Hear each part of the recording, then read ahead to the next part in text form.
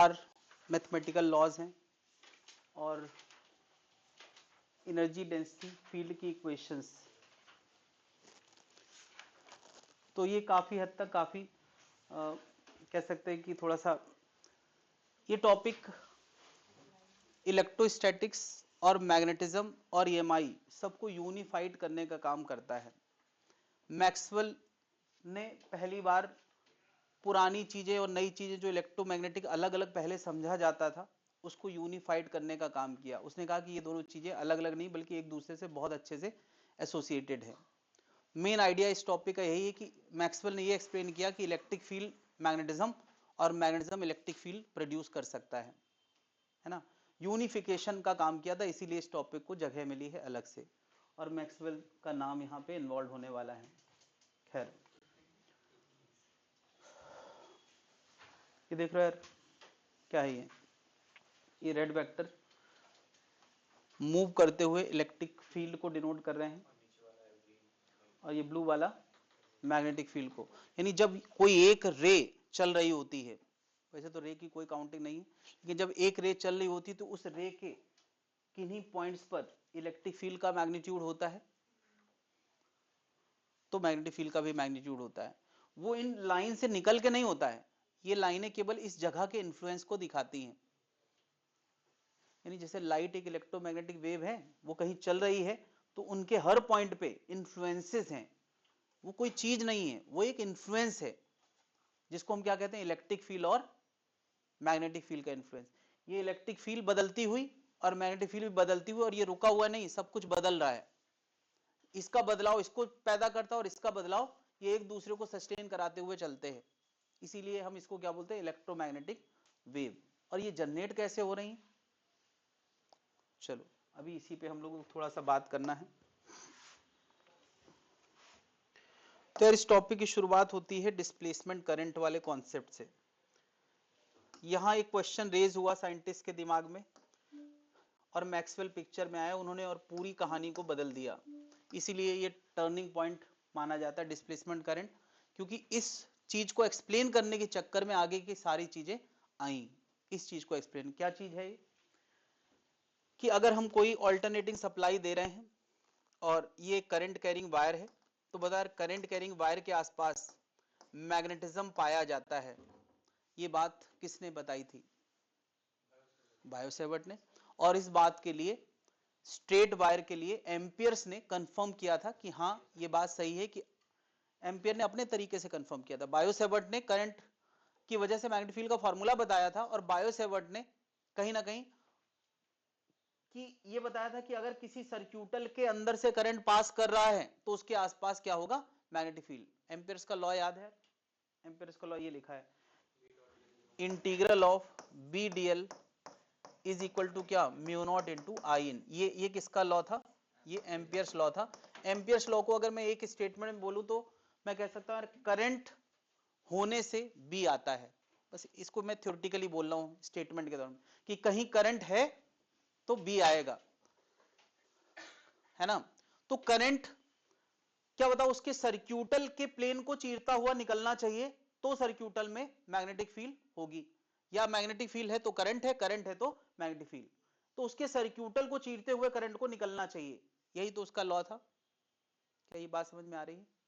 तो यहां पे यार ये एक ऑल्टरनेटिंग सोर्स है और यहां से करंट फ्लो कर रहा है, करंट फ्लो कर रहा है तो किसी ने आसपास एक सर्क्यूटल बनाया और वहां की मैग्नेटिक फील्ड को लेके ये लॉ जस्टिफाइड देखा पाया। यानी ये बिल्कुल वेरीफाइड था, कोई दिक्कत नहीं थी, यहां तक कोई समस्या नहीं थी। समस्या क्या आ गई कि किसी ने यहां एक कैपेसिटर रखा, जब ये ऑल्टरनेटिंग सप्लाई जा रही थी और जब करंट ऐसे जाता होगा तो यहां का चार्ज बढ़ रहा होगा। अगर करंट ऐसे जा रहा है इसका मतलब यहां का पॉजिटिव बढ़ रहा होगा और यहां का नेगेटिव भी बढ़ रहा होगा। क्या बात समझ रहे। अब इस रीजन पे कोई सर्क्यूटल बनाए तो यहां पर भी बी को पाया गया, यहां पाया गया कि बी है। क्या पाया गया, बी है। लेकिन क्या इसको चीरता हुआ इसके अंदर से कोई करंट निकला है क्या, बता। यहां पर अगर मैं एक सर्क्यूटल बनाऊं तो उस सर्क्यूटल रीजन में मैग्नेटिक फील्ड पाया गया, ये एविडेंट है कि यहां पर मैग्नेटिक फील्ड होता है, देखा गया। लेकिन क्या इससे पास करने वाला कोई करंट यहां मौजूद है क्या? ये तो प्लेट के बीच का रीजन है, यहां से मैग्नेटिक फील्ड नहीं बल्कि इलेक्ट्रिक फील्ड होती है। यहां पर करंट तो होता नहीं, इलेक्ट्रिक फील्ड होती है। तो क्या इस बात को क्या एम्पियर्स लॉ एक्सप्लेन नहीं कर सकता है कि बी तो है मगर आई इन नहीं है? अगर ये जीरो है तो बी क्या होना चाहिए था? जीरो। भाई लॉ ये चीज होती है कि यार एक भी सिचुएशन में वो चीज को कोई काट ना सके, लेकिन यहां पे इसको काट दिया गया कि भाई बी है मगर आई नहीं है। तो फिर इसका क्या कारण है? तो एम्पियर्स का लॉ इन सिचुएशंस में फेल होने लगा। क्या सिचुएशन है? कि कैपेसिटर के बीच में मैग्नेटिक फील्ड पाई गई मगर उस जगह पर करंट नहीं था। क्या बात समझ में आ रही है? ऑनलाइन वाले कनेक्टेड हैं, सुन पा रहे हैं? Yes sir. Yes sir. तो अब बात आई यार कि इसको मैक्सवेल ने अपने तरीके से एक्सप्लेन किया, यानी इस नए लॉ को बोला गया है मैक्सवेल एम्पियर्स लॉ। क्यों? क्योंकि मैक्सवेल ने एम्पियर के लॉ को मॉडिफाई किया और उसने कहा कि इस रीजन में भी एक करंट है जिसको हम थोड़ा अलग तरीके से समझाएंगे। यानी वो वाला करंट नहीं है जिसको हम जानते हैं कि एक वायर है करंट फ्लो कर रहा है, वो वाला करंट नहीं, कुछ अलग करंट है। और उसने उस करंट के साथ यानी वायर वाले करंट के साथ एक और करंट जोड़ दिया जिसका नाम क्या रखा गया? Displacement current. It's not disc current, displacement current. Displacement current. अब डिस्प्लेसमेंट करंट हो तो भी होगा और वायर वाला करंट हो तो भी होगा। इनमें से दोनों हैं तो भी करंट होगा, एक गायब हो जाए तो भी करंट, तो भी मैग्नेटिक फील्ड होगा। सॉरी, आई है तो बी होगा, ये वाला आई हो चाहे ये वाला आई हो, है ना? तो यहां पर कौन सा आई, यहां पर कौन सा आई मौजूद है? वायर वाला। और यहां कौन सा आई मौजूद है? डिस्प्लेसमेंट वाला। ये बात किसने बताई? मैक्सवेल ने। तो ये नया मॉडिफाइड रूल बन गया कि बी होने के लिए या तो आई हो या तो डिस्प्लेसमेंट करंट हो। अब डिस्प्लेसमेंट करंट क्या है? तो डिस्प्लेसमेंट करंट अगर किसी रीजन में इलेक्ट्रिक फील्ड है, क्या है? Electric field. इस रीजन में इलेक्ट्रिक फील्ड है कि नहीं है? अगर किसी रीजन में इलेक्ट्रिक फील्ड है और वो बदल रही है तो हम कहते हैं यहां पर डिस्प्लेसमेंट करंट है। अगर कहीं पर इलेक्ट्रिक फील्ड है और वो चेंज हो रही, इलेक्ट्रिक फील्ड होने को डिस्प्लेसमेंट करंट नहीं कहेंगे, इस पे इलेक्ट्रिक फील्ड के चेंज को करंट कहेंगे। क्या जनता ये समझ पा रही है? मैं डिस्प्लेसमेंट करंट को यहां लिखा हूं, लेकिन मैं इसको एक और तरीके से एक्सप्लेन करना चाहता हूं, शायद कोई कनेक्ट कर ले। तुम्हें याद है किसी कैपेसिटर के अंदर इलेक्ट्रिक फील्ड क्या होता है? इनसाइड कैपेसिटर क्या होता है? अरे ई को क्यू के टर्म में बताओ। होता था Q upon A epsilon not. तो क्यू बराबर क्या हो गया? A E A epsilon not, that's it. अब क्या ई इंटू ए क्या होता है? Electric flux. भाई इस रीजन से इस एरिया पे फ्लक्स कितना टकरा रहा है? ई इंटू ए का। यानी वो सर्क्यूटल को अगर पूरा डिस्क बना दो, सर्क्यूटल को डिस्क बना दो तो उससे फ्लक्स कितना पास कर रहा है? ई इंटू ए को। इसको मैं क्या लिख रहा हूं? क्यू बराबर फाई इंटू एप्सिलॉन नॉट। अच्छा बताओ करंट क्या होता है? करंट होता है D Q by D T. भले ही मीनिंगफुल हो चाहे ना हो, लेकिन कुछ रिजल्ट ये D Q by D T unit का तो है। क्या आएगा? एप्सिलॉन नॉट बाहर D phi by D T, यही मैंने यहां लिखा है। अगर इस रीजन से, इस सर्क्यूटल के अंदर वाले रीजन से इलेक्ट्रिक फ्लक्स पास कर रहा है और वो बदल रहा है, यानी D phi by D T की वैल्यू होना चाहिए, ये जीरो नहीं होना चाहिए। और D phi by D T की वैल्यू तब आएगी जब फाई चेंजिंग होगा। फाई कांस्टेंट होगा तो ये आंसर क्या आ जाएगा? जीरो। क्या जनता समझ पा रही? यानी एक कैपेसिटर फुल चार्ज करके बैठा हुआ है तो उसमें डिस्प्लेसमेंट करंट नहीं है, अगर चार्ज में बदलाव हो रहा है तो उसमें डिस्प्लेसमेंट करंट है। इसी का नाम क्या रखा गया? Displacement current. और ये बिल्कुल यूनिट वाइज जस्टिफाइड है। D Q by D T ही तो हमने निकाला है, ये किस यूनिट का होगा? एम्पियर यूनिट का होगा। क्या जनता समझ पा रही है? ये देखो यार कितने फेमस फॉर्मूले से कनेक्टेड है, ये याद रखना बड़ा आसान है कि ऐसा क्यों है।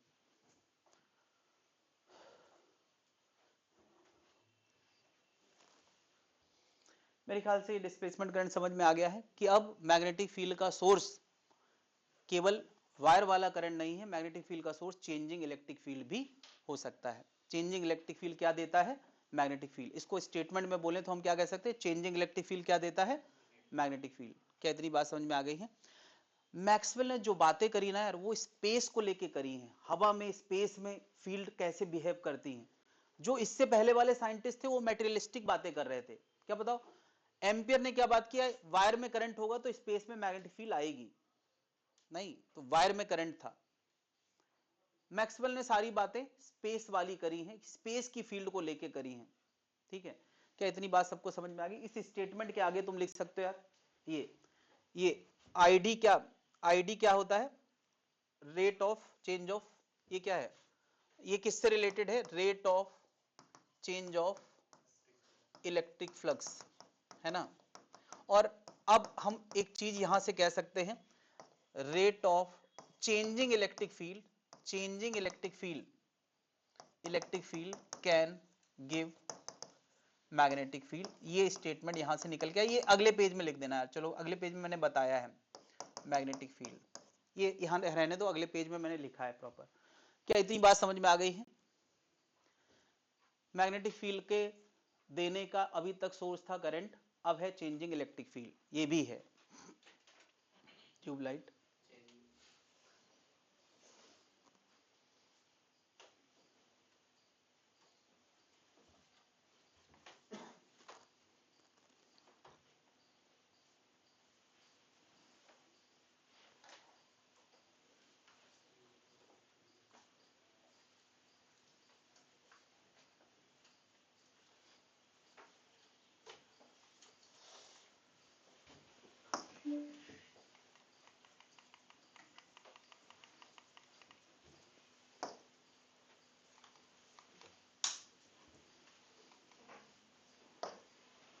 ओके, तो यहां काफी सारी चीजें पहचानी से लगेंगी, बट इनके स्टेटमेंट्स पे ध्यान देना है, क्योंकि मैक्सवेल ने इन चीजों को एक्सप्लेन किया है स्टेटमेंट के फॉर्म में।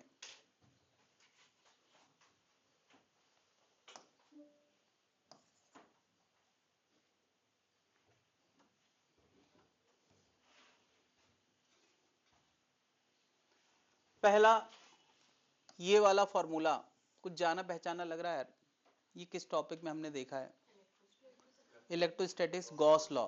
गॉस लॉ क्या था कि किसी सरफेस बॉक्स के अंदर अगर कोई चार्ज है ना, तो सरफेस से फ्लक्स एसोसिएटेड होगा, उस सरफेस से फ्लक्स एसोसिएटेड होगा। इसको हम स्टेटमेंट के तौर पे क्या लिख रहे हैं कि electric charge is the source of electric field. Statement के तौर पे क्या लिख रहे हैं कि स्पेस में जो फील्ड है उसका सोर्स कौन होता है? स्पेस में जो इलेक्ट्रिक फील्ड है उसका सोर्स कौन है? Electric charge. ये स्टेटमेंट मैक्सवेल का है, लॉ गॉस का है। ठीक है, ये सब कुछ मैक्सवेल का है। ये जो पूरा फॉर्मूला है ये किसका है? मैक्सवेल का। ये इतनी सी लाइन कतई जहर लाइन है, प्योर पॉइजन टाइप की लाइन है। इस लाइन के दो स्टेटमेंट निकलने वाले हैं। Monopole in magnetism not possible, यानी मैग्नेटिक फील्ड का, मैग्नेट का एक पोल एग्जिस्ट नहीं करता, ये इस मैथ से निकल रहा है। मैग्नेटिक फील्ड लाइंस हमेशा कंटिन्यूअस होती हैं, ये इस मैथ से निकल रहा है। कैसे निकल रहा है ये मैं समझाना चाह रहा हूं। सोचा अगर ये नॉर्थ है, ये साउथ है, और तुम इमेजिन करो कि ये एक मैग्नेट है जिसमें केवल नॉर्थ है। जस्ट मिनट, नॉर्थ से मैग्नेटिक फील्ड निकलती हैं और साउथ में समा जाती हैं। क्या यही तो हमने पढ़ा है? अगर केवल नॉर्थ होता तो उससे क्या होता? केवल निकलती। अब मुझे बताओ, अगर नॉर्थ मोनोपोल होता और कोई यहां से जैसे इलेक्ट्रिक फ्लक्स निकालता तो वैसे मैग्नेटिक फ्लक्स निकाले। अरे इलेक्ट्रिक फ्लक्स होता था इंटीग्रल ऑफ ईडीए, और मैग्नेटिक फ्लक्स होता है इंटीग्रल ऑफ बीडीए। तो अगर यहां से कोई इंटीग्रल बीडीए निकालता तो वो जीरो आता या नॉन जीरो आता? Non zero. भाई एक चार्ज को अगर हम किसी बक्से में बंद करते हैं तो उसका integral of EDA Q in होता है कि नहीं? तो यहां भी यार वो नॉन जीरो होता। अगर मैग्नेटिक फील्ड निकलती हैं और फिर ये कंटिन्यूली कंटिन्यूअसली ये पूरा लूप बनाती हैं, तो इसका मतलब नॉर्थ साउथ दोनों एग्जिस्ट करते हैं। अब मैं बताओ यार, यहां पर एक बॉक्स बनाता हूं, इस बॉक्स में जितनी लाइनें निकल रही हैं उतनी लाइनें आ रही हैं, तो फ्लक्स कितना है? अगर फ्लक्स जीरो है तो इसका यही मतलब है कि लाइनें जा भी रही हैं और जा भी रही हैं, आ भी रही हैं। इसका सीधा मतलब है कि नॉर्थ साउथ एक साथ एग्जिस्ट। क्या ये कतई जहर नहीं है? क्या इस लाइन का कोई ये मतलब आम आदमी इंटरप्रेट कर सकता है? नहीं कर सकता है। ये जो इन्होंने कहा कि मैग्नेटिक फ्लक्स अगर जीरो होता है, मैग्नेटिक फ्लक्स जीरो होता है किसी रीजन में, तो इसका क्या मतलब निकलता है कि लाइनें जा रही हैं तो आ रही मैग्नेटिक फील्ड लाइंस कंटिन्यूटी में होती हैं। ये भी एक बात है, मैग्नेटिक फील्ड लाइंस हमेशा कंटिन्यूटी में होती हैं, मतलब वो ब्रेक नहीं होती, कहीं से जनरेट हो और कहीं खत्म हो जाए, ऐसा नहीं होता है। जनरेट होंगी तो वहीं आके मिलेंगी। ये भी इसका स्टेटमेंट निकला। क्या मैग्नेटिक फील्ड कंटिन्यूअस है? और कंटिन्यूअस है, नॉर्थ साउथ दोनों एक साथ ना होते तो क्या कंटिन्यूअस होती? इसका मतलब दोनों पोल एग्जिस्ट करते हैं। क्या ये लाइन समझ में आ रही है मैक्सवेल ने क्या बताया?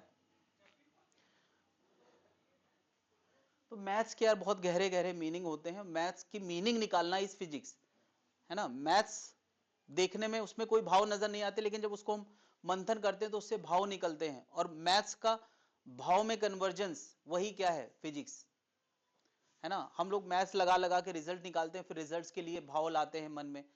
हर टॉपिक में यही करते हैं यार, या तो लॉ लेवल पे भाव लाते हैं या रिजल्ट लेवल पे भाव लाते हैं, यही तो करते हैं हम लोग फिजिक्स में। यहां थोड़ा सा ना ज्यादा गहरे भाव हैं, इसीलिए मैक्सवेल को इतनी ऊंचा दर्जा मिलता है। ये ईएमएफ वाला फॉर्मूला, ये किसका लॉ था? फैराडे का। माइनस, सोचो यार सारे साइंटिस्ट अलग अलग जो काम करके गए हैं उनमें इन्होंने अपना उसके ऊपर की बातें करी हैं। ये किसका लॉ था? फैराडे का। ई यहां पर वोल्टेज था, और voltage equal to integral of E DL होता है। ये हमने इलेक्ट्रिक पोटेंशियल वाले टॉपिक में पढ़ा था, इंटीग्रल ऑफ ई डीएस या इंटीग्रल ऑफ, है ना, ऐसा पढ़ा था। एक माइनस साइन भी होता था यहाँ, तो यहाँ भी तो माइनस साइन होता है, दोनों माइनस मैंने हटा दिए हैं। क्या बताओ? D phi by D T में फाई को बी इंटू ए लिख सकते हैं, बी डॉट ए, तो ये बन जाएगा A dot D B by D T. क्या बन गया? A dot D B by D T. इस लाइन से क्या मतलब निकलता है? इस लाइन से मतलब निकलता है कि कहीं अगर बी बदल रहा है, अगर कहीं बी बदल रहा है तो वो क्या देगा? ई देगा। चेंजिंग मैग्नेटिक फील्ड गिव्स, है ना यार, इंड्यूस इलेक्ट्रिक फील्ड अगर किसी मेटल से एसोसिएट होती है तो करंट फ्लो करा के लॉस हो जाती है, लेकिन अगर मेटल से एसोसिएट नहीं हो रही है तो वो लॉस भी नहीं होगी, वो सस्टेन हो जाएगी। क्या लॉस तब होगा ना जब कोई मटेरियल इन्वॉल्व होगा। तो मैं इसको इंड्यूस इलेक्ट्रिक फील्ड की जगह केवल इलेक्ट्रिक फील्ड भी कह सकता हूं। कब तक? जब तक वो किसी के साथ इंटरेक्ट नहीं करती। इतनी बात समझ में आ गई है? यानी मैग्नेटिक फील्ड का बदलाव क्या देता है? Electric field. और अभी थोड़ा देर पहले मैंने क्या बोला? मैग्नेटिक फील्ड नहीं, यानी दोनों एक दूसरे को जनरेट करा सकते हैं। तो इलेक्ट्रोमैग्नेटिक वेव क्या होती है? इलेक्ट्रोमैग्नेटिक वेव वो changing electric field as well as magnetic field है, जो एक दूसरे को सस्टेन कराते हुए आगे बढ़ती हैं। ये बदलेगा तो ये आएगा, ये बदलेगा तो ये आएगा। क्या जनता समझ पा रही? वो जो इलेक्ट्रोमैग्नेटिक वेव में दिखाया था सबसे पहले डायग्राम में, वहां में क्या कहता? रेड वेक्टर चेंज होंगे तो ब्लू वेक्टर जनरेट होगा, ब्लू वेक्टर चेंज होंगे तो रेड वेक्टर, और उसी को सस्टेन कराते हुए आगे बढ़ना इज इलेक्ट्रोमैग्नेटिक वेव। उसका राज इन चार इक्वेशंस में छुपा है, इसीलिए ये चार इक्वेशंस और इनके मीनिंग इंपॉर्टेंट है।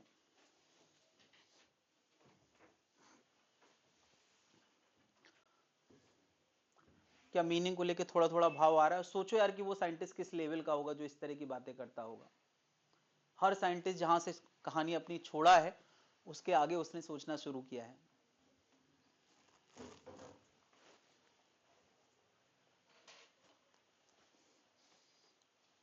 कोई दिक्कत है भाई? साइंटिस्ट पे कोई डाउट है? हाँ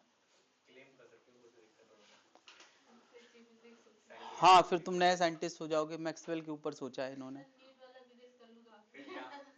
मैक्स करके थ्योरी बनेगी, जैसे मैक्सवेल अपीयर का होगा, जा मैक्स।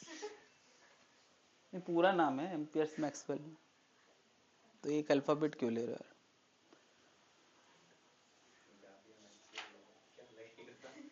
लोग नाम ही देख के भाग जाएंगे। नहीं, इसका नाम साइंटिस्ट वाला है, नाम अच्छा है, ये नाम साइंटिस्ट लायक है। डॉक्टर वाले साइंटिस्ट बनना, तुम लोग दिमाग में न्यूरो चिप लगाने वाला कुछ बनना भविष्य में आगे जाके। फिजिक्स इसीलिए तो पढ़ाई जा रही तुम लोगों को कि शायद कुछ तुम लोग बॉडी के साथ टेक्नोलॉजी इनबिल्ट करा पाओ आगे जाके। हाँ, शुरू में तो होगा यार। तो ऐसे पेशेंट जो मतलब एकदम वॉलेंट्री तैयार है कि यार आर पार वाला मामला, या तो हम बचेंगे या तो जाएंगे, तो चलो एक्सपेरिमेंट कर लो, ऐसे होते हैं कई लोग, तो उनके साथ करना अपना। न्यूरो वाला जो लोग संभाले, न्यूरो की भविष्य में बड़ी डिमांड आने वाली है, उसी में होगा ये सब, क्योंकि सारा कंट्रोल हमारी बॉडी का किससे है? दिमाग से। और अगर दिमाग में कुछ ऐसा हो गया, कभी कभी हो गया ना, उसको इंसान ने मैनेज करना शुरू कर दिया, तो बस आने वाला बिजनेस टाइकून वही होगा। उससे पहले तो फेसबुक और गूगल है ही। तो अभी इलॉन मस्क न्यूरालिंक कर तो रहा है ब्रेन में चिप हाँ, लगाने कर वाला। तो पता नहीं क्या क्या रहा है, उसकी खबरें बहुत आती हैं, मगर हुआ क्या ये नहीं पता चलता है। वो कह रहा था कि हम मंगल में वो विस्फोट करेंगे जाके, है ना, आज तक नहीं पता कौन परमिशन, क्या परमिशन की जरूरत है यार? भेजो अपने अपने अंदर कैंपस से लॉन्च करो, भेजो, कौन देख रहा है यार? अपने ट्रम्प का साथ में भी हो गया है। हाँ, करना चाहिए। और क्या, उसने वो प्लेन भी एक बनाया था, जेट, जो ऊपर जाएगा और लौट के भी आएगा बिना बर्बाद हुए, रीयूजेबल। हाँ, तो क्या कर रहा है उसका पता नहीं क्या कर रहा है, बना लिया है तो यूज करो यार। अब वो सर ट्विटर ट्विटर खरीद रहा है, बता रहा हूँ, और खरीद रहा है कुछ नहीं बता। अभी डॉज कॉइन खरीद ली थी उसने सर, उसकी मार्केट वैल्यू बढ़ा दी।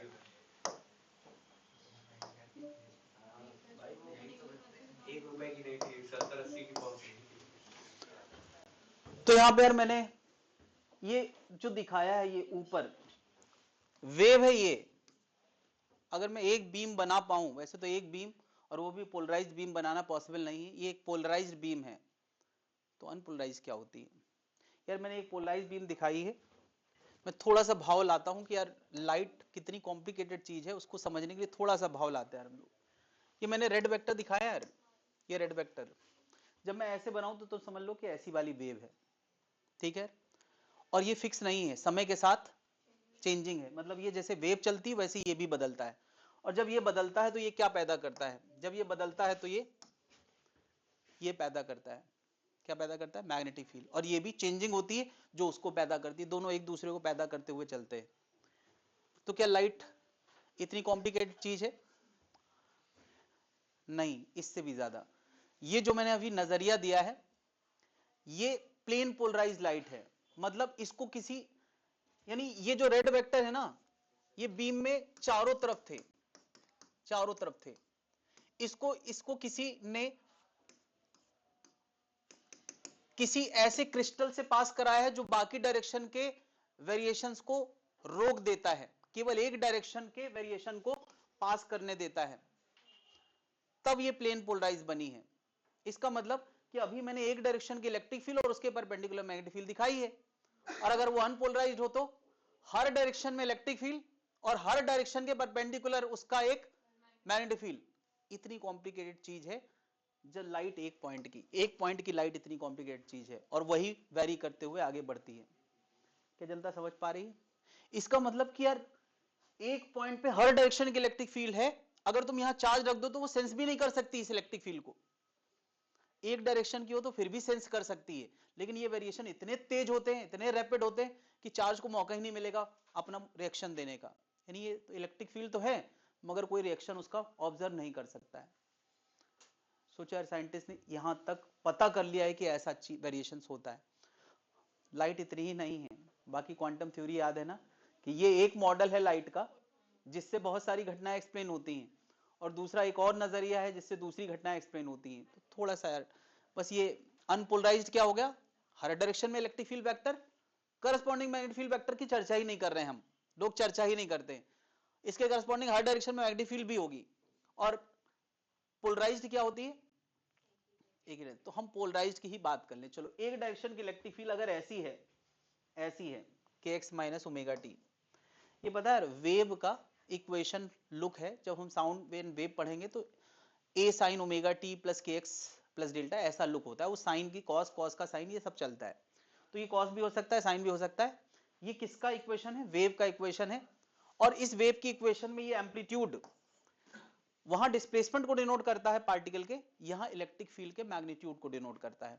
और जे क्या बता रहा है कि ये जे डायरेक्शन में, इलेक्ट्रिक फील्ड किस में है? जे डायरेक्शन में। तो मैग्नेटिक फील्ड कहां है? के डायरेक्शन में। मतलब दोनों आपस में हमेशा क्या होती हैं? यानी किसी भी इंस्टेंट पे अगर कोई कहे ईएम वेव के लिए ई डॉट बी क्या होगा?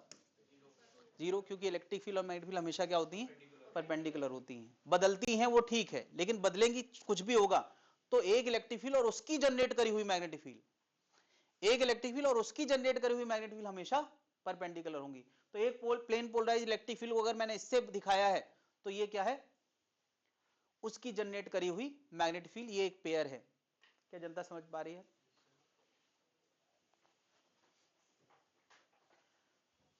क्या बताओ यार, ये बीम है लाइट की, प्लेन पोलराइज बीम है, तो क्या ये इलेक्ट्रिक फील्ड बाहर निकलती है? नहीं, ये सब कुछ इस डॉट के अंदर के इन्फ्लुएंस का बदलाव है, जो मैंने ऊपर दिखा दिया ताकि समझ आए। ये सब होता उसी के अंदर है ना? मामला कॉम्प्लिकेटेड। और ये सब साइंटिस्ट जान चुके। मुझे तो इस बात पे हैरानी होती है कि इंसान कितना जान चुका है कितने कम समय में। मात्र कुछ 400-500 साल के अंदर सब कुछ जाना है। उससे पहले 1 आध लाख साल तक तो बस गाड़ी और पहिया ही बनाता रहा। 400-500, और सबसे ज्यादा कॉम्प्लेक्स चीजें तो ये कुछ 60-70 साल में ही हुई हैं। हाँ हाँ हाँ, वो सब कितनी कॉम्प्लेक्स चीजें जान गया है। तो मैं तो सोचता हूँ यार कि बस 100-200 साल में या तो इंसान बहुत कुछ बन जाएगा, एक आध प्लेनेट और पता कर लेगा और वहां जाना सीख जाएगा, या तो ये प्लेनेट बर्बाद कर देगा। इसकी संभावना ज्यादा है। तो उससे पहले यार निकल लेना चाहिए। ये तो सही कहता है यार वो, कि इससे पहले कि अर्थ बर्बाद हो जाए, हाँ, दूसरे प्लेनेट पे लाइफ पहुंच जाए। साइंटिस्ट यार कितनी बड़ी सोच रखते हैं। लाइफ पहुंच जाए, वो ये नहीं कहते इंसान पहुंच जाए, लाइफ पहुंच जाए।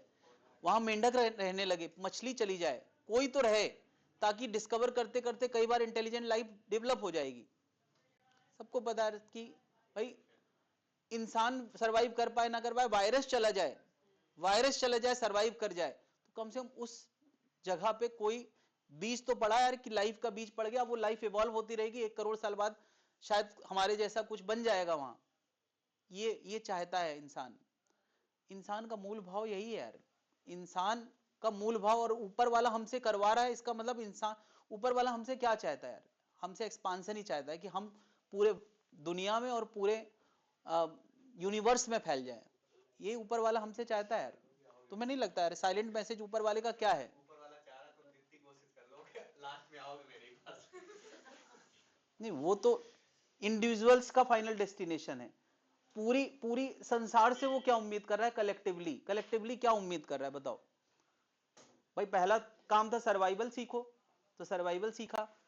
फिर इंसान को इतना ब्रेन दिया कि उनके राज समझो कि राज क्या है, वो राज हम जान गए। तो ये सब राज वो क्यों ओपन करने के लिए हमारे लिए छोड़ दिया है? ये पजल सॉल्व करते करते वो हमसे क्या उम्मीद करता है? तो मुझे तो अल्टीमेट गोल यही लगता है इंसान का, या ये जितने भी मतलब बेसिकली हम लोगों का ही है। और कौन सा हमसे समझदार है? इंसान से समझदार कोई नहीं है ना। तो यार ऊपर वाला हमसे क्या चाह रहा है? जो एलन मस्क बोल रहा है कि हमको दूसरे प्लेनेट में रहना, पहुंचना है, ये है। तो उस डायरेक्शन में जितने कंट्रीब्यूटर हैं, दुनिया के सबसे बड़े सोच वाले लोग वही हैं। उस डायरेक्शन के लिए जितने लोग कंट्रीब्यूटर हैं, और जो शांत रहने वाले हैं वो कंट्रीब्यूटर हैं। क्योंकि अगर शांत नहीं है, हस्तक्षेप करते, लड़ाई झगड़े करते हैं, तो वो तो वैसे ही कंट्रीब्यूटर की लिस्ट से बाहर हो गए। वो ट्रायल में भेजे जाएंगे सबसे पहले। हाँ, सारे एक्सपेरिमेंट उन्हीं पे होना चाहिए यार, कि तुम यार चैन से ना रहते हो, ना हमें करने दे रहे हो। हाँ भाई, नोट कर लिया यार। तो बहुत सारे गहरे जवाब मैं दे रहा हूं साथ ही साथ, क्योंकि गहरी टॉपिक में गहरी बातें हैं, इसलिए नोट कर लिया है। तो अब यार ये बीम जो चल रही थी उसकी स्पीड क्या होती है ना? 3 × 10⁸। पहले ये ऑब्जर्वेशन था, अब इसका फॉर्मूला है। पहले ये ऑब्जर्वेशन था, अब इसका फॉर्मूला है। और सबसे बड़ी बात, इस लाइट की स्पीड का फॉर्मूला इलेक्ट्रिक और मैग्नेटिक दो टॉपिक के पैरामीटर से रिलेटेड है। ये बड़ी इंटरेस्टिंग बात है। ये है लाइट की स्पीड का फॉर्मूला, ये वाला, ये जनरल फॉर्मूला है, ये है जनरल फॉर्मूला। ये v बराबर 1/√एप्सिलॉन म्यू। एप्सिलॉन क्या होता था यार? एप्सिलॉन होता था epsilon not into epsilon R, और म्यू क्या होता था? Mu not into mu R. ये mu not into mu R हमने किस टॉपिक में पढ़ा है? अभी जब परमानेंट मैग्नेट पढ़ रहे थे। और एप्सिलॉन नॉट इंटू एप्सिलॉन जब हमने कूलॉम्स लॉ पहली बार पढ़ा था। अब इसमें से भी इतने पोर्शन की वैल्यू, क्या इतना पोर्शन की वैल्यू फिक्स है? चाहे मीडियम हो या ना हो, इतना तो होना ही है।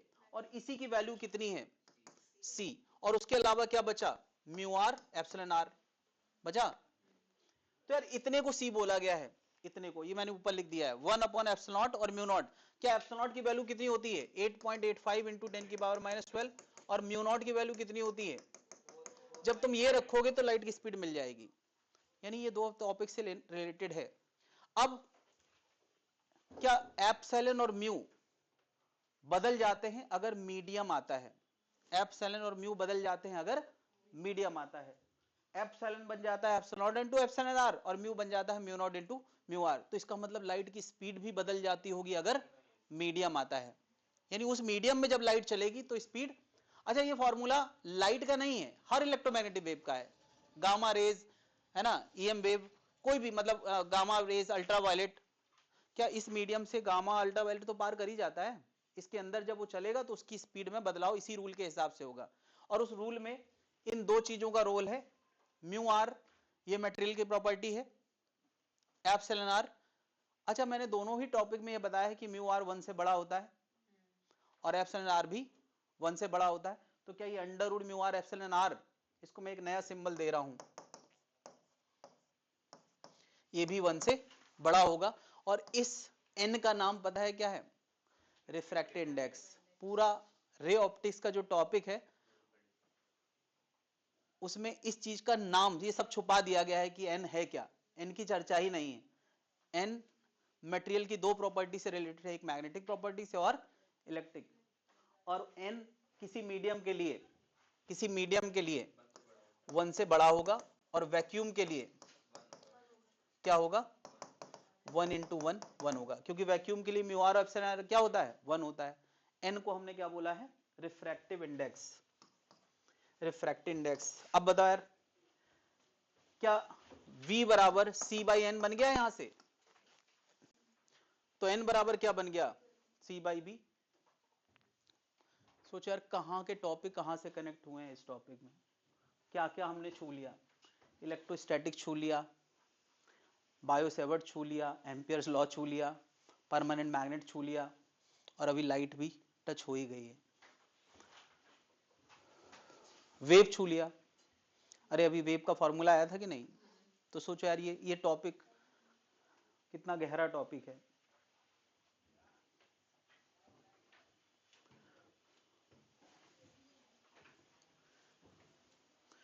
और जो चीज इतनी गहरी होती है यार, उतना ज्यादा बाउंस होती है। दिमाग में रखना मुश्किल होता है, क्योंकि हम उसको कनेक्ट नहीं कर पाते हैं। भाषा ही नहीं समझ में आती यार। किताब पढ़ते हैं, बार बार पढ़ते हैं, लेकिन ये नहीं समझ में आता ये बात कहाँ की चल रही। जब होता है ना, प्योर पॉइजन वाली लाइनें होती हैं तो वो बड़ी जहरीली होती भी हैं। पढ़ो तो बार बार समझ में आता है ये कहाँ की बात चल रही, ये कहाँ की बात चल रही। लेकिन अगर तुम्हारे कॉन्सेप्ट क्लियर हैं तो समझ में आता है कि हाँ, ये सब ऐसी बातें हैं, कहाँ कहाँ से जुड़ी हैं। क्या इतनी बात समझ में आ गई है?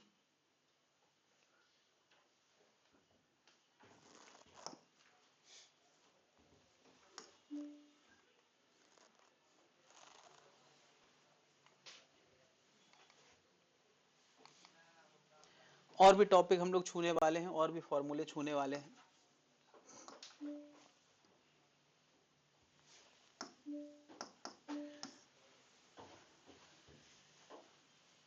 एनर्जी डेंसिटी इलेक्ट्रोस्टैटिक में पढ़ी थी।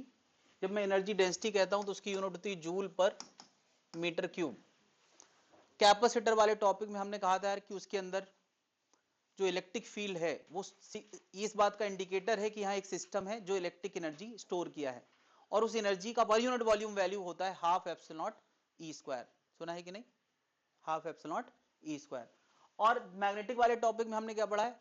1/2 म्यू नॉट बी स्क्वायर। अब electromagnetic wave constant electric field magnetic field होती है या साइनोसाइडल? तो यार अगर ई साइनोसाइडल है तो हम क्या यू भी साइनोसाइडल पाएंगे, जिस पे हमें कोई इंटरेस्ट नहीं है, हम उसकी एवरेज वैल्यू जानना चाहेंगे। तो मैंने इसके ऊपर क्या लगा दिया है? बार लगा दिया है। ठीक है, बार लगाने का मतलब कि ये एनर्जी डेंसिटी का इलेक्ट्रिक कंट्रीब्यूशन, यानी इलेक्ट्रिक फील्ड और मैग्नेटिक फील्ड एक साथ है ना, तो इलेक्ट्रिक फील्ड में कितनी एनर्जी पर यूनिट वॉल्यूम है, ये उसका फॉर्मूला है। और मैंने एवरेज निकाला है, इसका मतलब मैं किस पे इंटरेस्टेड हूं? एवरेज वैल्यू पे। कोई दिक्कत है? मैग्नेटिक का ये है। अब तुमने यार अभी अभी ऑल्टरनेटिंग वाले टॉपिक में क्या पढ़ा है? किसी चीज के स्क्वायर का मीन, ये क्या हो गया? इलेक्ट्रिक फील्ड के स्क्वायर का मीन। उसमें क्या अंडर रूट लगा दो, अंडर रूट लगा दो फिर स्क्वायर कर दो, तो इतनी चीज को क्या बोलोगे? ईआरएमएस। मैंने यार ईआरएमएस का स्क्वायर लिख दिया है, और ईआरएमएस का मतलब तुम्हें बता दिया है। क्या इसके अंडर रूट को हमने क्या नाम दे दिया है? ईआरएमएस। तो ये फॉर्मूला बन गया हाफ एप्सिलॉन नॉट ईआरएमएस स्क्वायर। इसको बड़े आराम से डाइजेस्ट कर लो। अभी थोड़ा देर पहले मैंने आज ही के दिन ऑल्टरनेटिंग करंट में क्या बोला कि जो आईआरएमएस या वोल्टेज आरएमएस होता है, वीआरएमएस होता है, वो डीसी इक्विवेलेंट होता है, मतलब वो कांस्टेंट के इक्विवेलेंट होता है। तो यहां भी देखा यू का formula half epsilon not E square आया है क्या? कैपेसिटर के भीतर जब हमने पहली बार एनर्जी डेंसिटी का फॉर्मूला लिखा था half epsilon not E square. E constant होता था वहां, नहीं?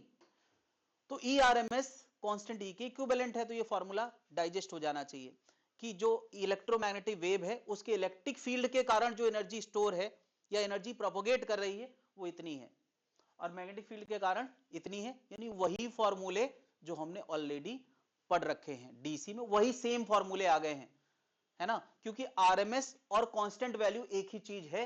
अब तक हमने यही देखा है। क्या जनता हजम कर पा रही? फॉर्मूले हजम करने के लिए वजह होंगी तभी हजम होता है। ऐसे तो पढ़ते हम बहुत कुछ है, देखते बहुत कुछ है, पैटर्न समझ में आना चाहिए। क्लियर भाई? कोई दिक्कत है? बाउंस हो रहा है तो थोड़ा सा मतलब खिला हुआ चेहरा बनाए।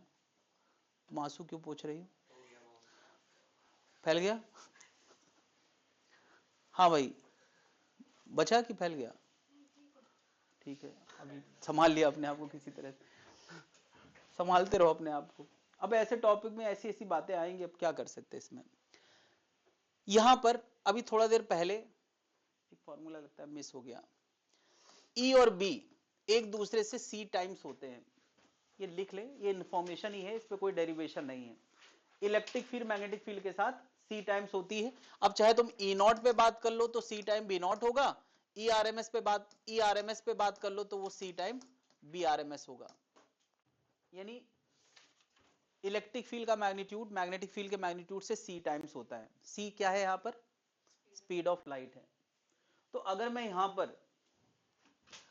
यहां बी को ई बाई सी लिख दूं, E R M S by C लिख दूं, और सी को 1/√μ0 एप्सिलॉन लिख दूं, तो मैं इस फॉर्मूले को इस लुक में ला सकता हूं। ठीक है, अभी रख के इस लुक में ला सकता हूं, बड़े इजीली इसको रख सकता हूं मैं।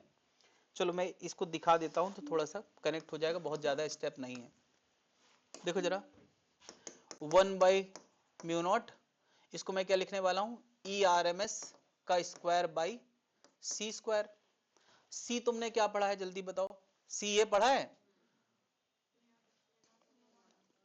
तो ये होगा 1/√μ0 एप्सिलॉन। तो μ0 एप्सिलॉन कहां चला जाएगा? ऊपर। तो ये बन जाएगा E R M S square के साथ μ0 एप्सिलॉन। तो μ0 कट जाएगा। ये क्या गया? मैं क्या बताने की कोशिश कर रहा हूं कि इलेक्ट्रिक फील्ड में जो एनर्जी डेंसिटी एसोसिएटेड है इलेक्ट्रोमैग्नेटिक वेव में, और मैग्नेटिक फील्ड में जो एनर्जी एसोसिएटेड है, क्या दोनों का मैग्नीट्यूड सेम है? नेचर की ब्यूटी देखो यार, नेचर क्या कह रहा है कि वो जो इलेक्ट्रोमैग्नेटिक वेव चल रही है, उस इलेक्ट्रोमैग्नेटिक वेव में जो एनर्जी प्रोपोगेशन चल रहा है, एनर्जी प्रोपोगेशन में दोनों का रोल बराबर है। किसका किसका? इलेक्ट्रिक फील्ड और मैग्नेटिक फील्ड का।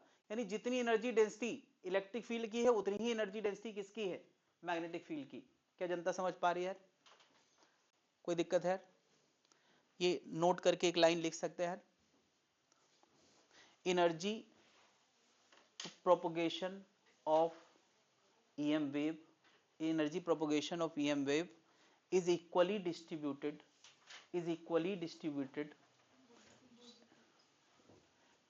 in both the fields, is equally distributed in both the fields। ये बात हमको समझ में आई है कि जो एनर्जी प्रोपोगेशन चल रहा है, यानी EM वेव जब चलती है तो साथ में एनर्जी चलती है, वेव है तो एनर्जी चलती है, और वो दोनों ही फील्ड में बराबर बराबर डिस्ट्रीब्यूटेड है। तो तुम चाहो तो एक फील्ड ला दो मैग्नेटिक वाले टर्म में, उसका डबल कर दो, नहीं, या तो तुम इलेक्ट्रिक फील्ड वाला लाओ और उसका डबल कर दो। दोनों तरीके से तुम टोटल एनर्जी ला सकते हो कि नहीं? यानी अगर कोई पूछे यार टोटल एनर्जी, अच्छा लिखा तो है ये, मैं कह रहा हूं यार कि अगर टोटल एनर्जी कोई पूछे, total energy density of EM wave, तो मैं क्या कहूंगा यार कि कोई एक लिख दो और उसका डबल कर दो, या दोनों लिख दो, जैसा मन करे। क्या इतनी बात सबको हजम हो गई है?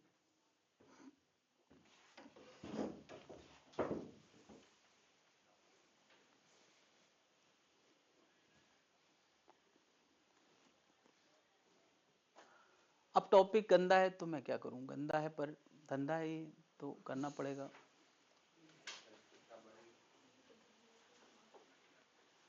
लेकिन पैटर्न है यार, थोड़ा बड़े पैटर्न है, दूर से कनेक्शन है, बट कनेक्शंस हैं, ऐसा एकदम रैंडम टॉपिक नहीं है। जब तुम लोग इनऑर्गेनिक हजम कर लेते हो, फिजिक्स तो हजम होना ही चाहिए यार। इनऑर्गेनिक में कौन सा पैटर्न होता है कुछ, कोई कॉन्सेप्ट होते हैं क्या? अचानक से कुछ आ जाता है, फिर एक्सेप्शन आ जाता है, फिर ये केमिस्ट्री जब तक समझ में आती है सब कुछ अच्छा लगने लगता है, उसके बाद जैसे ही एक्सेप्शन आता है सब फैलने लगता है। तो जब तुम लोग इतना सब पढ़ लेते हो तो फिर इसमें कोई दिक्कत होनी नहीं चाहिए। चेहरा अच्छा बनाए, आगे बढ़े।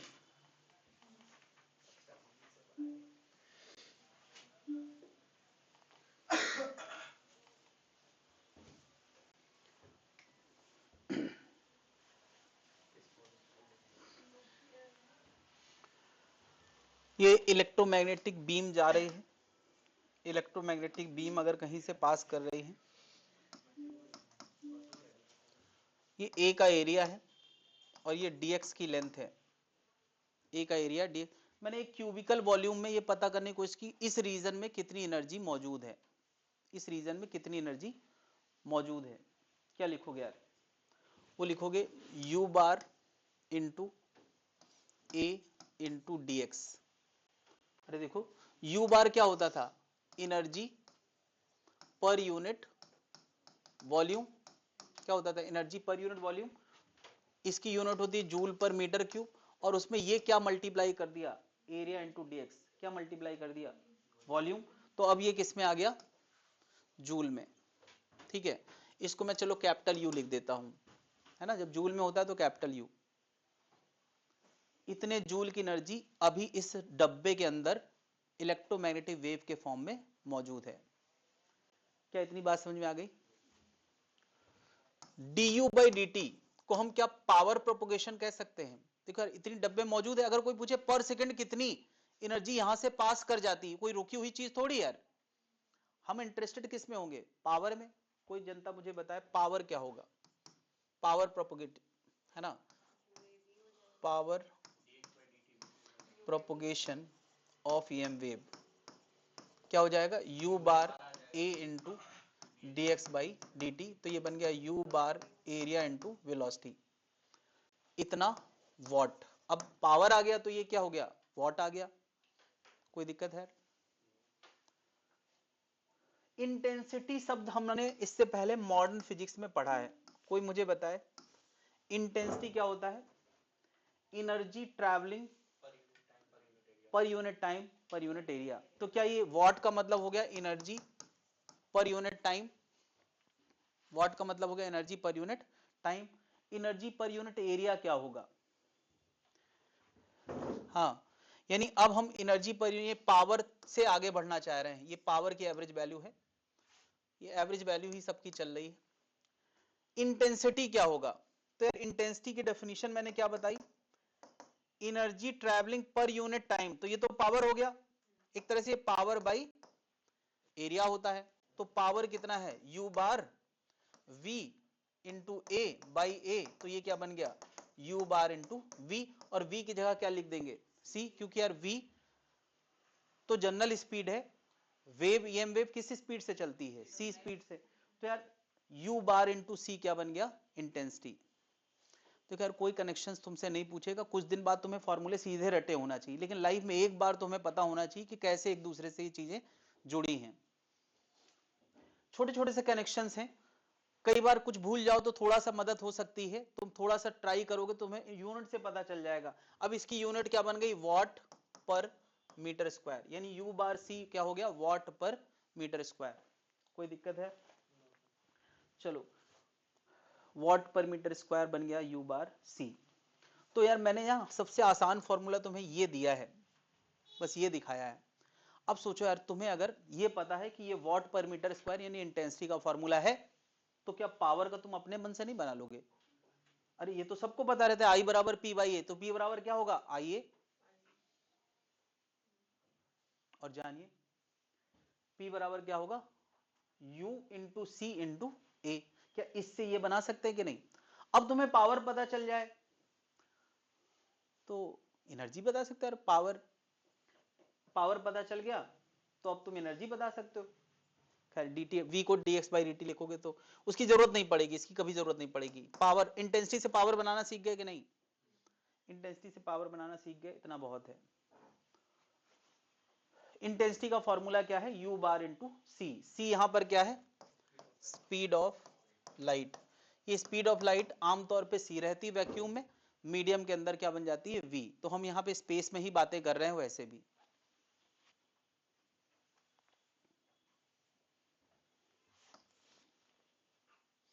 एक ही फॉर्मूला हमें रटना है, ये वाला, और ये रटेगा तो इससे हम पावर बना लेंगे और किसी जरूरत पड़ेगी नहीं।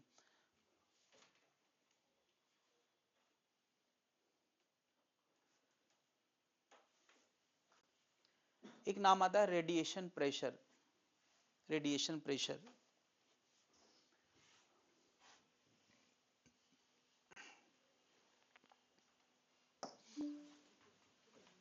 नोट कर लिया है?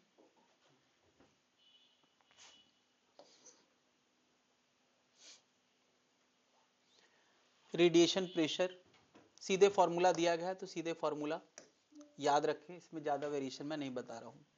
अगर कोई दीवार पे ईएम वेव का रेडिएशन टकरा रहा है ना, ईएम वेव का रेडिएशन टकरा रहा है, तो वो दीवार पे कितना प्रेशर डालेगा, वो होगा I बाई सी।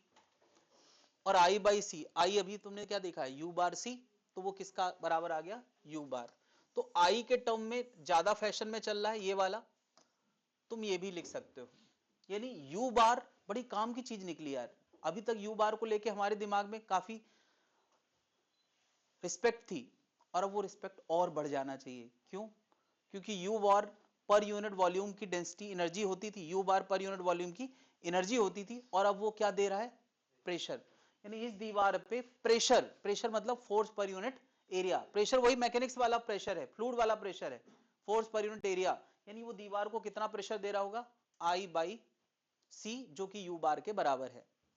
ठीक है, यानी एनर्जी डेंसिटी और प्रेशर एक ही चीज है। एनर्जी डेंसिटी जो बड़ी मेहनत से हमने एनर्जी डेंसिटी लाई थी वो प्रेशर के बराबर ही है। अच्छा, एनर्जी डेंसिटी का भी हमने अभी फॉर्मूला हाफ एप्सिलॉन नॉट, वो इतने बड़े लंबे कनेक्शन पूछेगा नहीं। अगर ये आए और टकरा के लौट भी जाए, यानी रेडिएशन आए और टकरा के लौट जाए, तो तुम्हें पता है डबल हो जाएगा, 2I बाई सी हो जाएगा। ठीक है, प्रेशर का फॉर्मूला रट लो यार। प्रेशर होता है न्यूटन पर मीटर स्क्वायर, ये सबको पता होना चाहिए यार। प्रेशर पर यूनिट एरिया पे लगने वाला फोर्स होता है। कल को कोई फोर्स ही पूछ दे तो तुम क्या कहोगे कि तुम बताओ कितने एरिया की बात कर रहे हो। प्रेशर पर यूनिट एरिया का होता है, रेडिएशन कहीं पड़ रहा है तो हम प्रेशर की बात तो कर ही सकते हैं, वहां एरिया देने की जरूरत नहीं है। लेकिन जब कोई कहे नहीं फोर्स बताओ, तो तुम कहो कितने एरिया में फोर्स बताएं, तो फोर्स क्या हो जाएगा, प्रेशर इंटू एरिया, और अब इसकी यूनिट क्या हो जाएगी, न्यूटन। तो अगर हमें प्रेशर के फॉर्मूले याद हैं तो फोर्स के भी बन गए। बताओ फोर्स का क्या बन गया, IA बाई सी, अगर केवल हिट कर रहा है 2IA बाई सी, अगर हिट करके रिफ्लेक्ट कर रहा है। क्लियर है? नोट कर लिया है?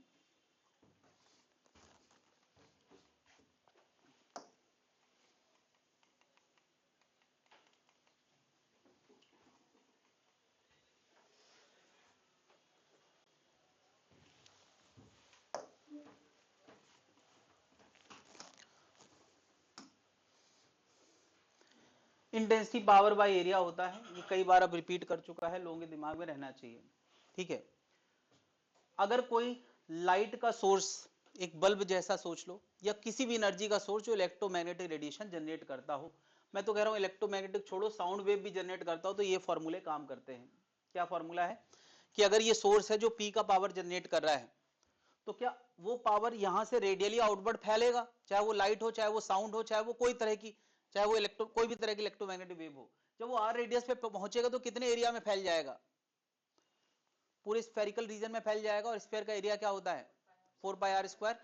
तो इंटेंसिटी होता है पावर पर यूनिट एरिया, तो क्या बन जाएगा? Power upon 4 pi R square. अगर पॉइंट सोर्स फैल रहा है, पॉइंट सोर्स की एनर्जी फैल रही है, तो इंटेंसिटी का ये फॉर्मूला पावर डिपेंडेंट है, सोर्स ऑफ पावर पे डिपेंडेंट, यानी पी क्या है? Power of source. यहां यार इलेक्ट्रोमैग्नेटिक वेव नहीं, सोर्स का पावर लगेगा। ठीक है, पी क्या है? Power of source. ऑब्वियसली यार जितना पावर सोर्स का होगा उतना ही रेडिएशन तो जनरेट कराएगा, तो P is the power of source.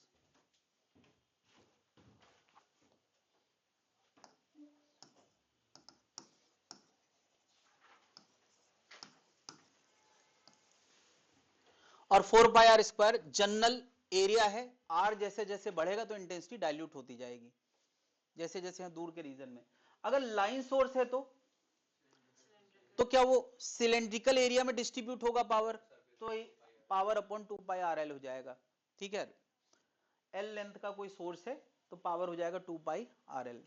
ये इंटेंसिटी डाइल्यूट हो जाती है, उसका फॉर्मूला है, याद रहेगा। ये फॉर्मूला यार वेव में भी काम आएगा आगे चल के, वहां भी मैं एक बार दिखाऊंगा। नोट कर लिया भाई?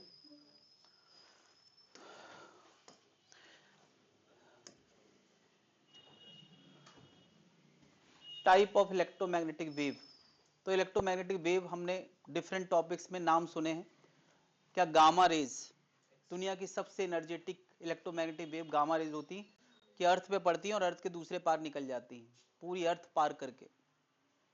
बस मेरा सबसे एनर्जेटिक, यानी लोहे की कोई बड़ी सी दीवार है उसको पार करके गामा रेज निकल सकती, इतनी एनर्जेटिक वेव है ना। क्रम में यहाँ पे दिया है, जो जितनी एनर्जेटिक होती हैं उनकी फ्रीक्वेंसी उतनी ज्यादा होती है। ये बात तुम्हें E बराबर एच न्यू से पता होना चाहिए मॉडर्न फिजिक्स में। E बराबर एच न्यू और E बराबर एस सी बाई लेमडा। जिसकी एनर्जी ज्यादा होगी उसका फ्रीक्वेंसी ज्यादा होगा और लेमडा कम होगा। तो देखो यार फ्रीक्वेंसी ये है, लेमडा काफी कम होगा। अगर तुम्हें कोई एक चीज पता हो तो दूसरी चीज तुम निकाल सकते हो, किस फॉर्मूले से? हाँ नहीं, एनर्जी पता होना चाहिए उसके लिए। तो C equal to nu lambda. Nu क्या है यहाँ पर? फ्रीक्वेंसी है, लेमडा वेवलेंथ है, और C क्या है? जिसको हमें 3 इंटू 10⁸ रख देना है। यानी ये रखोगे, इनमें से कोई एक चीज पता होगी, दूसरी अपने आप निकल आएगी। तो तुम चाहे तो लेमडा के टर्म में, चाहे तो फ्रीक्वेंसी के टर्म में दिमाग में चीजों को रख सकते हो। वैसे मैं बता दूं यार, विजुअल लाइट के लिए लेमडा ज्यादा फेमस है ना, लेमडा ज्यादा फेमस है। तो लेमडा से याद रखो या फ्रीक्वेंसी से याद रखो, खैर जहां पे फ्रीक्वेंसी सबसे ज्यादा होगी वहां लेमडा सबसे कम होगा। तो देखो यार लेमडा बहुत कम है, लेमडा बढ़ते बढ़ते, अरे माइनस में पावर कम होना बढ़ना होता है, बढ़ना होता है, करते करते लेमडा 10 मीटर और 10 की पावर कुछ 2 मीटर 3 मीटर भी होता है। सबसे कम एनर्जेटिक वेव रेडियो वेव, यानी जितना भी हमारा रेडियो कम्युनिकेशन होता है वो सबसे कम एनर्जेटिक ईएम वेव्स होती हैं, वो लाइट से भी कम एनर्जेटिक होती हैं। तो रेडियो वेव से एक्चुअली हमें कोई खतरा, और अगर उससे है तो फिर लाइट से भी तो खतरा है। अरे लाइट तो उससे भी ज्यादा एनर्जेटिक है। तो अगर किसी भी वेव का ज्यादा अमाउंट घातक है। अब रेडियो वेव हम छत पे ही एंटीना लगवा लेंगे अगर टेलीकम्युनिकेशन का, तो खतरनाक होगा, क्योंकि वो दिखाई नहीं दे रहा है और हो सकता है उसकी इंटेंसिटी लाइट से भी ज्यादा हो। एक तो दिखाई नहीं दे रहा है और इंटेंसिटी सोचो यार बहुत ज्यादा हो, तो क्या वो घातक है कि नहीं है? हल्की, ये कम से कम घातक वेव होती है। रेडियो वेव कोई घातक वेव नहीं है, पहले तो क्लियर कर लें। यानी ये जो 2G 5G और ये चलता है कि चिड़िया मर गई और उसको मारने के लिए अक्षय कुमार चिड़िया बन के आया, ये सब फर्जी बातें हैं। इतना नहीं है यार, एंटीना के बगल में खड़े हो गए तब तो खतरनाक है ही यार। अब चिड़िया एंटीना पे बैठती होगी तो खतरा होता होगा, दूर जाएगी तो उसको कोई खतरा नहीं है। खैर मूवी बनी थी एक, रियल स्टोरी पे है। तो चिड़िया से बात हुई उसकी? इतनी लंबी वो नहीं है, लेकिन एक एक्चुअल इंसान है जिन्होंने इस पे वर्क किया था, क्योंकि चिड़िया मर रही थी। क्योंकि एक्चुअली क्या होता है ना कि तार वार कट जाता है अगर कहीं पे और वहां बाय चांस चिड़िया बैठ जाए। हाँ तो खतरे हैं, बिल्कुल हैं। तो उन्होंने क्यों ट्रांसफार्मर में एक दिन यहाँ बंदर को हार्ट अटैक आते आते बचा था, वो गिर गया, दूसरे बंदर ने उसको हिला डुला के उठाया तो जग गया वो। एक्चुअली वो है, उन्होंने इंसान जो भी रायता फैला रहा है खतरा तो है ही है। अभी क्या वो खतरा कितने % है ये बात है, और दूसरी बात हमें खतरा कितना है। हाँ ठीक है, मैं मानता हूँ यार, क्योंकि रिसर्च में अगर 2% भी वेटेज होगा ना तो उसको चर्चा में आ जाता है कि भाई रिसर्च हुई है कि इससे 2% खतरा ज्यादा है। मैं देखता हूँ यार कि हर दिन कभी इसके केले के फायदे निकलेंगे, कभी गाजर के फायदे, कभी मूली के फायदे, हर चीज के, लेकिन कभी ये नहीं लिखते कि यार फायदे का वेटेज क्या है। सोच यार, हर चीज से कुछ ना कुछ फायदा, कुछ ना कुछ नुकसान तो होता ही होता है, लेकिन बहुत परफेक्ट बात यह है कि उससे कितना फायदा कितना नुकसान है, ये बहुत मैटर करता है। सलीम अली द हाँ Birdman of India, Salim Ali the Birdman of India, ये तो सालिम अली सर, ये तो उसमें हिंदी लिटरेचर में भी दिया गया है। अच्छा वो सालिम अली है। सालिम हाँ, अली, उसकी सलीम अली, स्टोरी सालिम बहुत अली। लूजली बेस्ड है। ये तो मैं मार मार के सबको याद कर तो पता नहीं किनके पत्तों से क्या क्या फायदे होते हैं, लेकिन मैं कहता हूं कि चलो अगर उसका कोई ऑल्टरनेट है जो हमको 75% फायदा करता है और इसका 5% वेटेज बीमारी दूर करने में, तो किसको यूज करना चाहिए? ऑल्टरनेट। तो हमें वेटेज भी पता होना चाहिए, इसका कितना वेटेज है। फायदा तो हर चीज से यार, लेकिन उसका वेटेज भी साथ साथ पता होना चाहिए। मतलब जैसे कोई कहते कि तुमको जिंदगी भर कमाई करना है, तुम कहोगे हाँ करना है, रोज तुमको हर घंटे 25 पैसे मिलेगा, तो इज इट ओके? नहीं ना, 25 पैसा मैटर नहीं करता, केवल ये मैटर करता है कि हाँ हर घंटे कमाई होगी। मैटर करता है ना कि हर घंटे कितना मिलेगा। तो ज्यादातर रिसर्च में यह नहीं बताया जाता कि किस लेवल का, कितने % थ्रेट। बात तब कंप्लीट होती है जब हर चीज डेटा में आती है, वरना तो यार हर चीज से फायदा है। तो तुम जाओ जंगल में घूमो, सारी पत्तियां चबाओ, सारे सब एक्सप्लोर कर डालो, चबा जाएगा, तो वो थ्रेट % ज्यादा है यार। तो इसलिए शॉर्ट टर्म गेन के लिए हमें ना हर चीज ट्राई नहीं करना चाहिए। अगर बिल्कुल साइंटिफिक हो, रिसर्च में साफ साफ लिखा हो इतने % का कस्टमर सेटिस्फेक्शन है या इतने % श्योर है कि कस्टमर सही हो जाता है।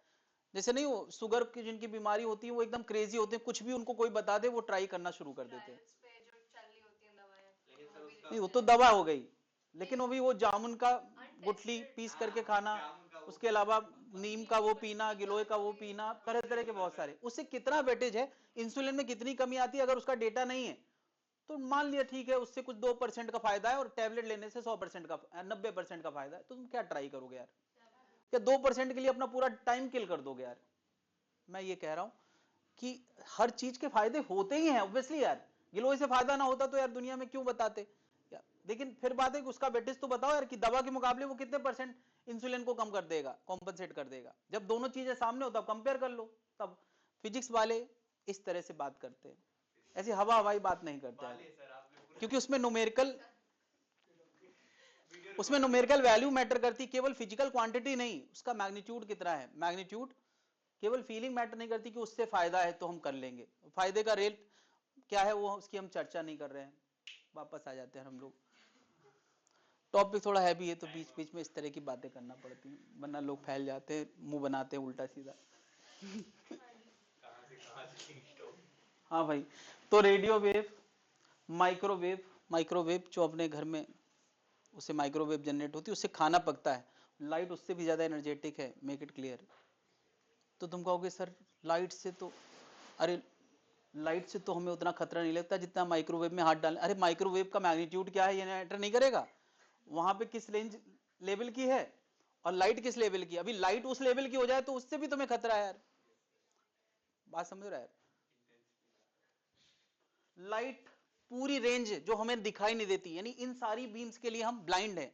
ये जो लाइन से लिखे हैं स्पेक्ट्रम, इतना सा पोर्शन है जिसको हम देख सकते हैं। हमारे लिए ऊपर वाले ने बस इतना सा विंडो रखा है, बाकी सब डिस्कवर करने के लिए छोड़ दिया है कि ये तुम देख सकते हो।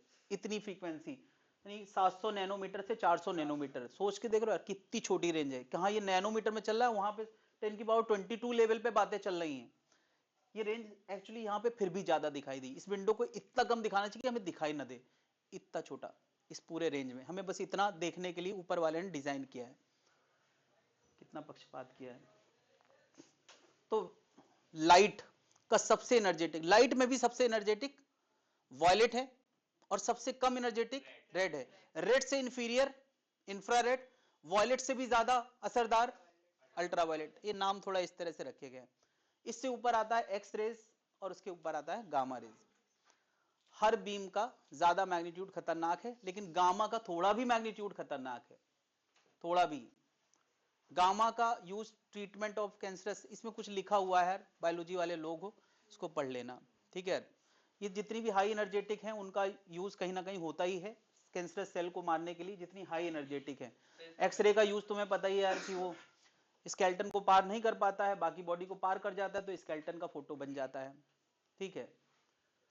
और सर इसमें वेवलेंथ वगैरह ये लाइट की बस याद कर लें, उसके अलावा किसी को याद नहीं करना, लाइट की भी क्यों याद करो यार। 700 से 400 बस ये रेंज याद रहे तो ठीक है, वरना क्वेश्चन में डेटा में दिया ही जाता है। फिजिक्स में मेमोरी की ज्यादा चर्चा नहीं होती। तो ठीक है यार, इसके सारे क्वेश्चन सबको करके आना है। ये टॉपिक आज से होता है खत्म। अगली क्लास में शुरू होगा क्या, कब शुरू होगा? कल है क्लास? कल क्लास है।